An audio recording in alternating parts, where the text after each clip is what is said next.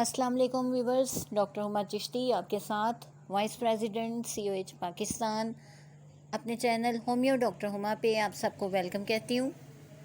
आज का topic spinal disorders के हवाले से है। स्पाइन रिलेटेड प्रॉब्लम है, काइफोसिस कहा जाता है जिसे, इसे कर्वेचर ऑफ स्पाइन भी कहते हैं, यानी रीढ़ की हड्डी में झुकाव का आ जाना।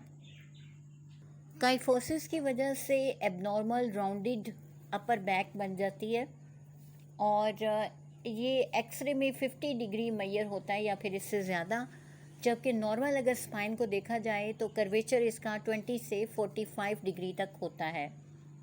काइफोसिस किसी भी एज में हो सकता है।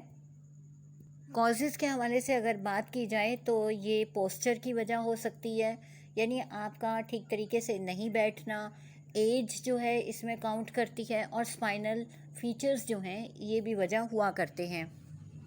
काइफोसिस की वजह से बैक पेन होती है, यानी कमर में दर्द रहती है। अगर हम सिम्टम्स की बात करें तो इसकी कोई ख़ास सिम्टम तो नहीं होती, लेकिन अपीयरेंस शो करती है कि काइफोसिस है। और काइफोसिस जो है ये पोस्चुरल इम्बैलेंसमेंट की वजह से होता है।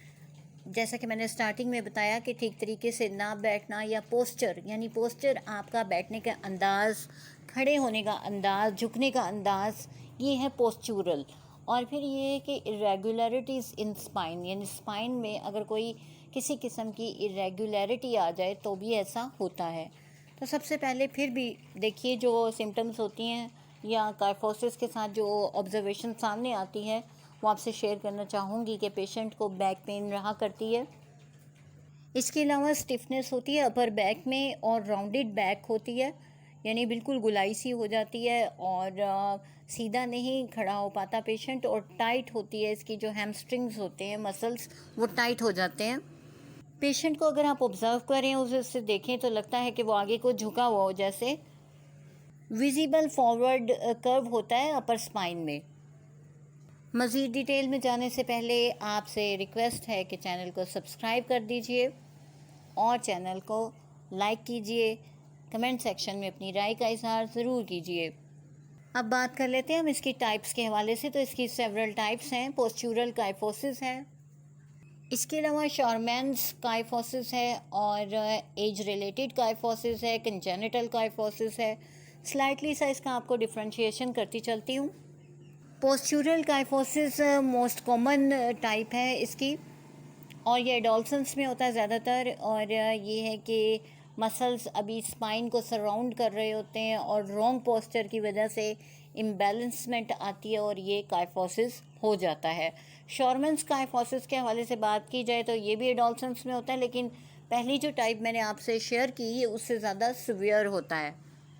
एज रिलेटेड काइफोसिस में क्या होता है कि कर्व आ जाता है स्पाइन में जो एज के साथ होता है, और ये एजिंग फैक्टर के साथ साथ ज़्यादा होता जाता है और एक हम्प सा बन जाता है। फिर है कंजेनिटल काइफोसिस।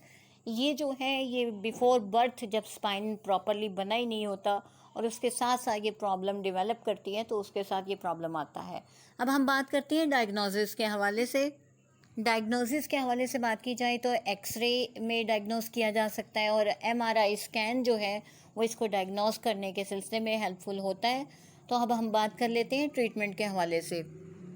एक तो होता है नॉन सर्जिकल ट्रीटमेंट और एक होता है इसका सर्जिकल ट्रीटमेंट। तो नॉन सर्जिकल जो ट्रीटमेंट होता है डेफिनेटली, यानी विदाउट एनी सर्जरी, जिसमें होम्योपैथिक वे ऑफ ट्रीटमेंट भी शामिल है, और आप किसी भी वे ऑफ पैथी से जो है फ़ायदा ले सकते हैं।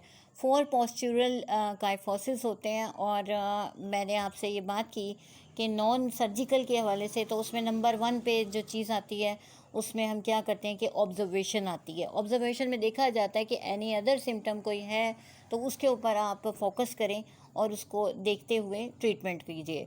सेकेंडली फिज़िकल थेरेपी होती है, और इसमें हम क्या करते हैं कि स्पेसिफिक एक्सरसाइज बताई जाती हैं उसके मसल्स को स्ट्रेंथन करने के लिए।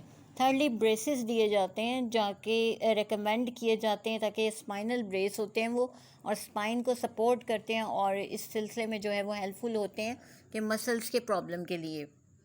फोर्थली ट्रीटमेंट देखा जाता है, अंडरलाइंग कंडीशंस को ढूंढा जाता है, और सर्जिकल ट्रीटमेंट के हवाले से अगर बात की जाए तो उसमें डेफिनेटली सर्जरी इन्वॉल्व होती है और स्पाइनल फ्यूजन दिया जाता है। स्पाइनल फ्यूजन के हवाले से जो बात की तो it is welding several vertebras. अब बात कर लेते हैं हम इसकी प्रिवेंशन के हवाले से। तो याद रखिए कि जब चेयर पे सिटिंग हो यानी कुर्सी पे जब बैठा जाए तो आपके दोनों जो पाँव हैं वो फर्श पर होने चाहिए और आपके जो नीज़ हैं वो 90% एंगल पे, 90 वाले एंगल पे होने चाहिए। साथ ही साथ अपने शोल्डर्स को रिलैक्स कीजिए, आर्म्स को आर्म सेट्स पे रखिए यानी जो बाजू रखने की जगह होती है उस पे रखिए और 90 टू 120 डिग्री पर बैठें ताकि आपको प्रॉब्लम नहीं हो।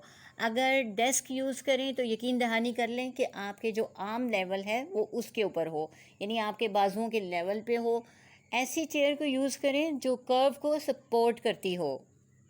होम्योपैथिकली अगर आप इसको डील करते हैं तो मैथमेटिकली सिफ्लाइनम को ज़रूर याद रखिए और बहुत सारी मेडिसन है, हम according to sign and symptom उनको सिलेक्ट करते हैं और यूज़ करते हैं तो पेशेंट क्योर हो जाता है। याद रखिए एसिकुलस बहुत ज़बरदस्त रेमेडी है। लंबर स्पाइन हो या स्पाइनल कोई भी इशू हो और उसमें पेन के लिए जो है हम एसिकुलस को यूज़ करते हैं। साथ ही साथ हाइपेरिकम बहुत ज़बरदस्त है और पल्साटिला हमारी बहुत ज़बरदस्त रेमेडी है जो curvature of upper part of the spine जो है उसको सपोर्ट करती है। लास्ट में आपसे यही कहूँगी कि सेल्फ़ मेडिकेशन से परहेज़ कीजिए, अपने करीबी डॉक्टर से रुजू कीजिए। आज के लिए इतना ही। किसी नेक्स्ट टॉपिक तक के लिए इजाज़त दीजिए। अल्लाह हाफिज़।